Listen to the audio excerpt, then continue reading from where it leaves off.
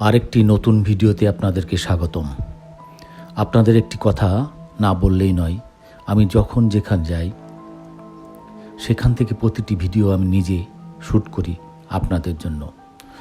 ভুল ত্রুটি হলে ক্ষমা সুন্দরভাবে দেখবেন।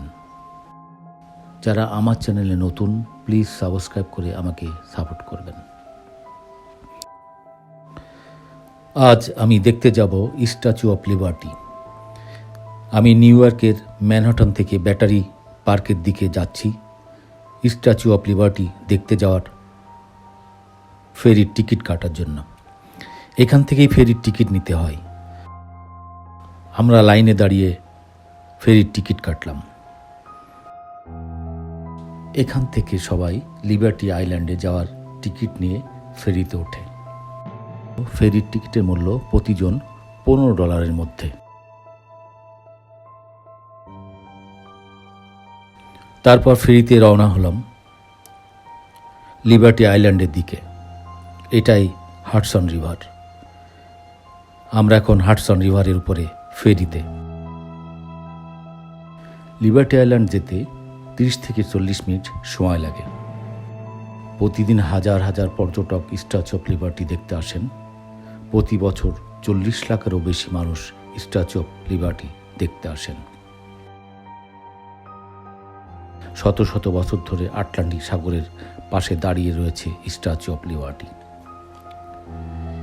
আমেরিকার সবচেয়ে উঁচু মূর্তি এই স্ট্যাচু অফ লিবার্টি।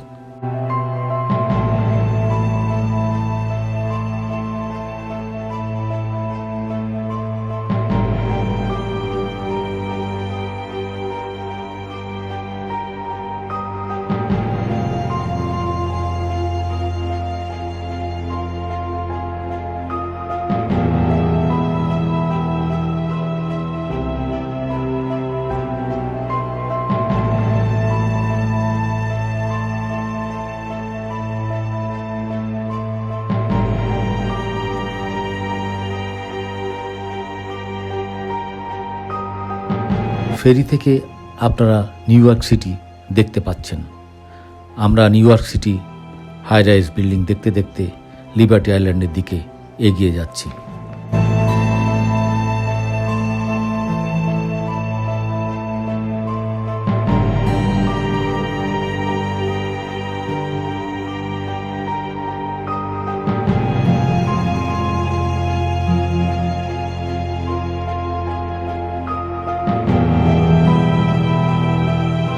আমরা দূরে স্ট্যাচু অফ লিবার্টি দেখতে পাচ্ছি। আমরা আস্তে আস্তে লিবার্টি আইল্যান্ডের দিকে এগিয়ে যাচ্ছি।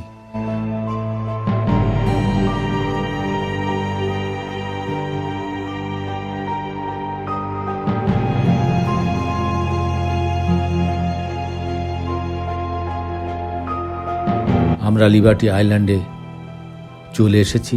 কিছুক্ষণের মধ্যেই আমরা ফেরি থেকে আইল্যান্ডের এইখানে নামব।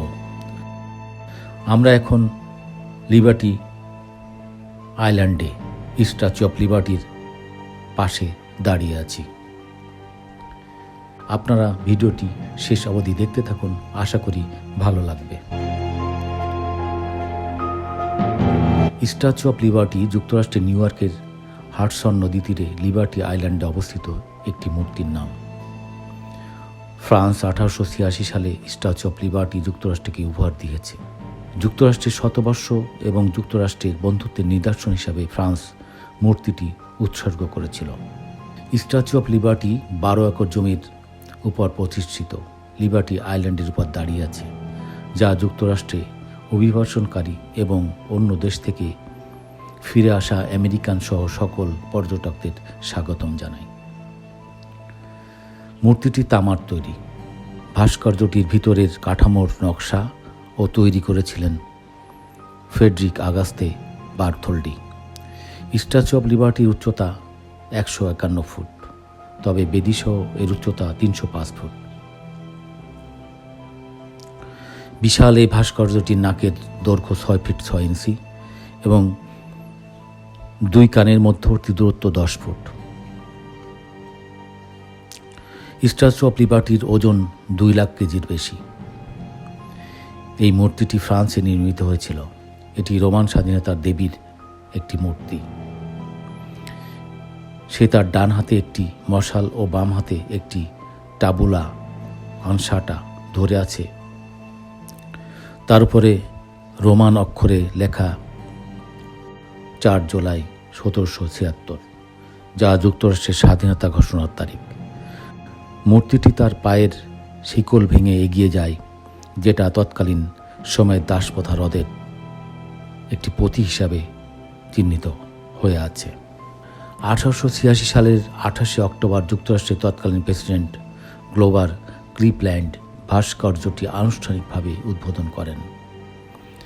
ভাস্কর্যটি আমেরিকার বাতিঘর বোর্ড দ্বারা 1901 অবধি পরিচালিত হয়েছিল এবং তারপর যুদ্ধ বিভাগ 1933 সাল থেকে এটি জাতীয় উদ্যান পরিষেবা স্ট্যাচু অফ লিবার্টি জাতীয় স্মৃতি সৌধর অংশ হিসাবে রক্ষণাবেক্ষণ করছে। যুক্তরাষ্ট্র সরকার 1924 সালে স্ট্যাচু অফ লিবার্টিকে জাতীয় স্মৃতি স্তম্ভ হিসাবে ঘোষণা করেন। এটি মার্কিন যুক্তরাষ্ট্র আগত পর্যটকদের একটি প্রধান আকর্ষণ। আমিও অন্যান্য পর্যটকদের মতো অধীর আগ্রহ অপেক্ষা করছিলাম কখন যেতে পারবো এই পৃথিবীর বিখ্যাত গণতন্ত্রের প্রতীক হিসাবে খ্যাত স্ট্যাচু অফ লিবার্টি দেখতে। অবশেষে আমি লিবার্টি আইল্যান্ডে আমার মনের আশা পূর্ণ করলাম এবং আপনাদেরকেও স্ট্যাচু অফ লিবার্টির ভিডিও এবং ইনফরমেশন শেয়ার করতে পেরে ধন্য মনে করলাম। আমার ভিডিওটি যদি ভালো লাগে লাইক শেয়ার করবেন এবং আপনাদের মতামত কমেন্টস করে আমাকে জানাবেন। সাথে সাথে যারা এখনও সাবস্ক্রাইব করেনি প্লিজ সাবস্ক্রাইব করে আমাকে ইন্সপায়ার করবেন। স্ট্যাচু অফ লিবার্টি সম্পর্কে কিছু তথ্য আসুন জেনে নেওয়া যাক। আমেরিকাকে 1886 সালে এই মূর্তিটি উপহার হিসাবে পাঠায় ফ্রান্স। এর উচ্চতা 305 ফুট। এটি আমেরিকার সবচেয়ে উঁচু মূর্তি।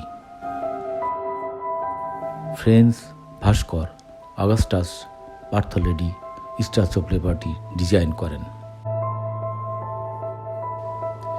এটি বানাতে ফ্রান্সের খরচ হয় $2.5 লাখ।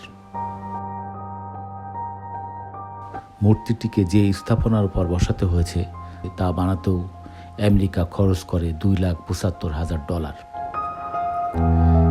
এই স্থাপনার অনেকটা অংশ বানানো হয় সাধারণ জনগণের পয়সায়।